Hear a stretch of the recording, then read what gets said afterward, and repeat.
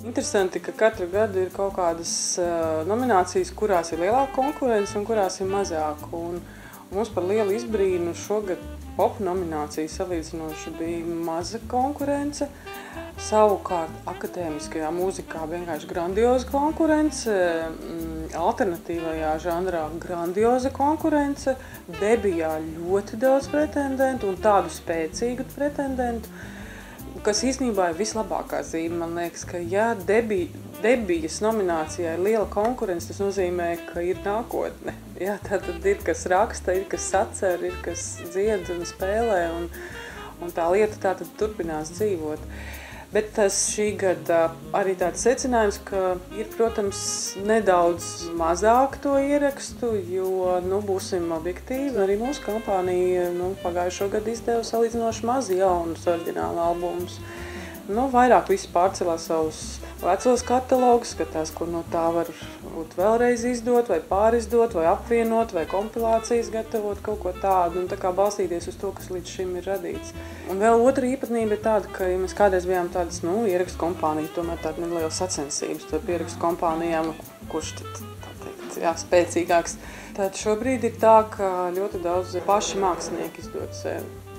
Vai arī ir nelielas kompānijas, kuras strādā tikai uz vienu grupu, maksimums vēl varbūt otru piesaist, ja kaut kas vēl, teiksim, instrumenti labs piemērs, ja.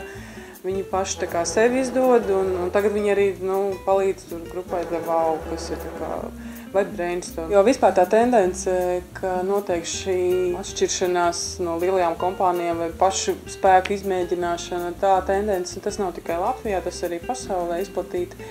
Bet pat tās jau atkal griežās atpakaļ, jo arī muziķiem ir nepieciešami profesionāli partneri, teiksim, ierakstu kompānijas personā, kuri palīdz tam ierakstam nonākt līdz klausītājiem. Jo tas nav tikai ieiet studijā, sacerēt, ierakstīt. Tas process pēc tā ir ļoti garš un sarežģīts, kamēr tas viss notiekās, viss mārketinga lietas, reklāmas lietas, izplatīšanas lietas, kaut vai izgatavošanas, ražošanas, kā tas izskatās. Tas viss tomēr ir jau, ja pašam tas viss ir jāzina, var mākslinieks ļoti skaisti dziedāt, bet vai viņš var arī visas šīs pārējās lietas izdarīt, nevienmēr to var.